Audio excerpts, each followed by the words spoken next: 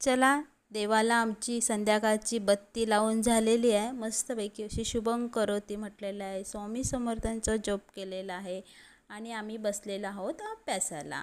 शांतपणे असा दिलेला होमवर्क करत. असे हा आमचा स्पंदन बाळ आहे आणि तो आमचा स्पर्श आहे. ते दोघंही अभ्यास आपला आपला करत आहे.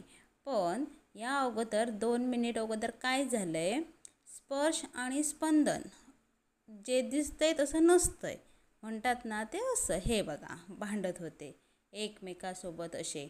आणि त्याच्यानंतर मी त्यांना अभ्यासाला घेऊन बसले, जे तुम्ही पहिला व्हिडिओ बघितला तो. म्हणून मी त्यांना फटके मारले तेव्हा ते शांत बसले होते.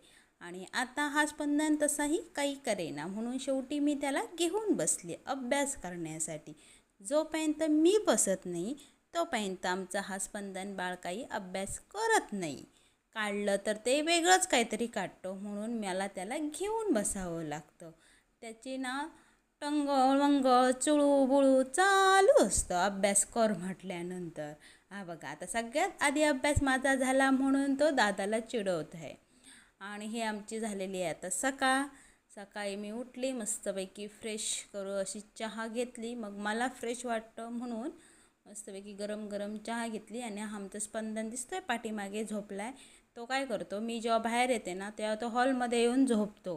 तो एकटा झोपायला बरगत नाही, त्याला मम्मीच पाहिजे.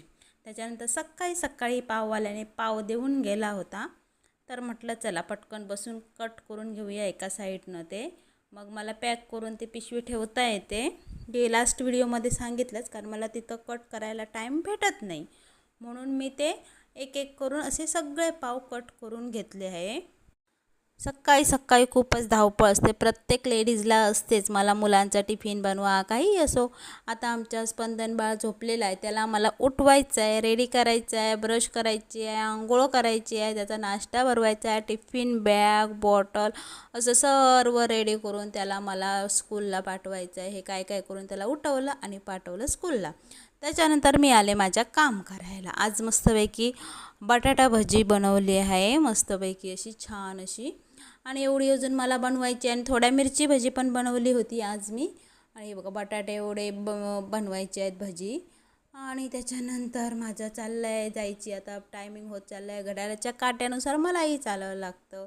आणि हे बघा आता माझं ऑलरेडी टाईम झाला, आता मी पॅकिंगला घेतलेलं आहे.